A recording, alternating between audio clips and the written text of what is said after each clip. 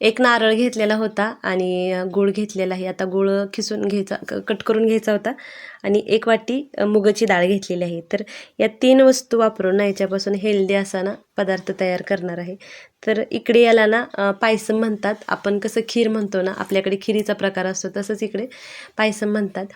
तर हे मुगाच्या डाळीच्या पायसमला इकडं चेरेवायरे पायसम असं म्हणतात. पण हे खायला ना खरंच खूप टेस्टी लागतं आणि तेवढंच हेल्दी पण आहे आणि खूप छान अशी तयार झालेली होती. तर त्याचा रंग पण छान आलेला होता आणि त्याचं स्ट्रक्चर पण बघू शकता. असं म्हणजे एकीकडे दूध आणि एकीकडे डाळ असं वगैरे झालेलं नव्हतं. तर छान अशी तयार झाली होती. नंतर मी थोडीशी पातेल्यात साईडला काढली, कारण नारळाचं दूध घातलेलं असलं ना तर मग गरम करायची वेळी काळजीपूर्वक जेवढी आपल्याला खायची आहे तेवढीच साईडला काढून गरम करून घेते. नाहीतर नारळाचं दूध घातलेला पदार्थ म्हणजे जास्त गरम झालं तर ते फुटलं जातं. त्यामुळं मग ते थोडंसंच गरम करून घ्यावं लागतं. हाय, हॅलो, नमस्कार सगळ्यांचं नवीन एका व्हिडिओजमध्ये स्वागत आहे. कशा आहात सर्वजण? तर आता अगोदर काय करायचं, डाळ घेतली होती, डाळ निवडून घेतली. तर भाजून घ्यायची थोडेसे असे डाग पडेपर्यंत. मीडियम गॅसवरती भाजायचे म्हणजे छान चव लागते आपल्या पायसमला. तर भाजल्यानंतर परत डाळ धुवून घेतली. अगोदर धुतली तर नंतर ती भाजायला येत नाही व्यवस्थित. त्यामुळं अगोदर भाजून नंतर मग धुवून घेतली स्वच्छ 2-3 वेळा.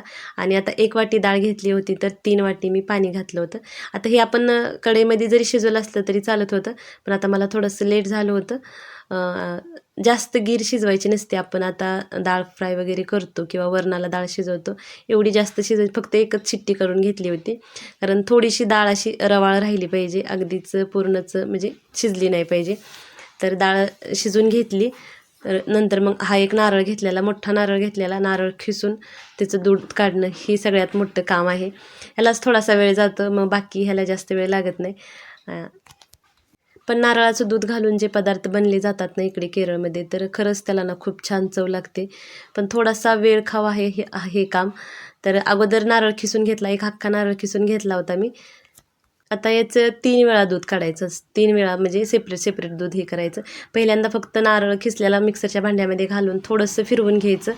अगदी वाटायचं वगैरे काही नाही, ऑन ऑफ करत, म्हणजे त्याच्यातलं जे दूध आहे ते हे होतं. तर अगोदर पहिल्यांदा वाटताना पाणी न घालताना असंच थोडंसं फिरवून हाताने अगदी ताकद लावून असं दाबायचं. मग त्याच्यातलं दूध आहे ते निघलं जातं. पहिलं दूध निघतं ते अगदी घट्टसर असं दूध असतं. तर हीच रिपीट प्रोसेस आपल्याला 3 वेळा करायची असते. तर नंतर मग थोडं थोडं पाणी घालायचं नंतर वाटताना. तर हे पहिलं निघलेलं मी एका वाटीमध्ये साईडला काढून ठेवलं. आता ते खिरीमध्ये घालताना पण ना पहिलं काढलेलं आहे ते दूध लास्ट घालायचं असतं.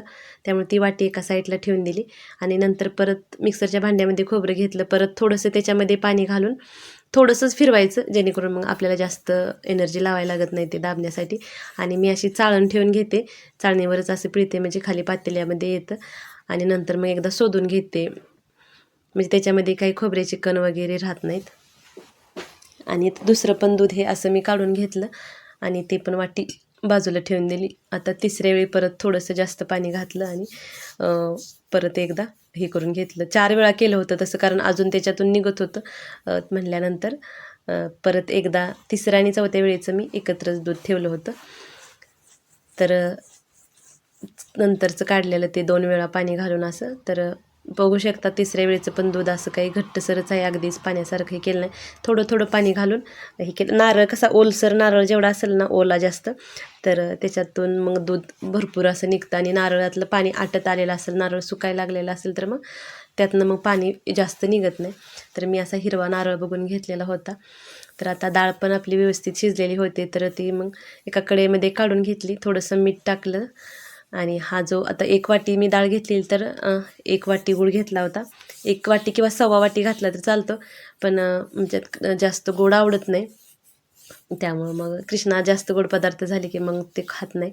त्यामुळे मी थोडंसं गोड कमी करते, म्हणजे एवढे पण गोड म्हणजे पुरेसे गोड होते.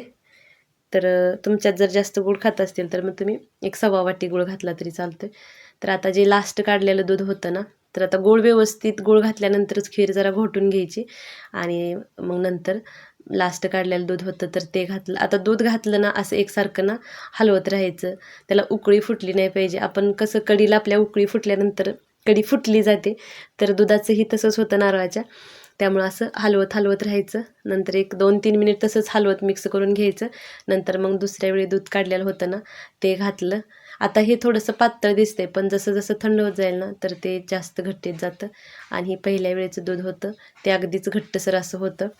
तर तेही घातलं. डाळीमुळं आणि नंतर नारळाच्या दुधामुळं ना छान दाटसरपणा येतो खिरीला. आणि खरं तर म्हणजे नारळाच्या दुधानं ना छान चव येते बरं का. तर याच्यामध्ये थोडीशी वेलची पूड आणि थोडंसं जिरा पूड आणि सुंठ पूड घालतात. तर ते पण मी थोडीशी घालून घेतली होती. आता तिथं थोडीशी माझा फोन आल्यामुळे माझी क्लिप डिलीट झाली होती. पण सुंठ पूड आणि जिऱ्याची पूड थोडीशी आवर्जून घालायची. आता थोडेसे काजू आणि ओल्या खोबऱ्याचे काप करून घेतले होते. तर ते तुपामध्ये ना व्यवस्थित असे भाजून ना ते पण याच्यामध्ये फोडणी घातली. कडकडीत अशी फोडणी बसली पाहिजे आणि झाकून ठेवायचं. तर छान अशी खीर तयार झाली होती. एकदा नक्की ट्राय करून बघा, तुम्हाला पण हे आवडेल. तर कसा वाटला व्हिडिओ कमेंट करून नक्की सांगा. आणि चॅनलवरती जर नवीन असाल तर चॅनलला सबस्क्राईब नक्की करा. भेटूया नंतर एका नवीन व्हिडिओजमध्ये. श्री स्वामी समर्थ सर्वांना.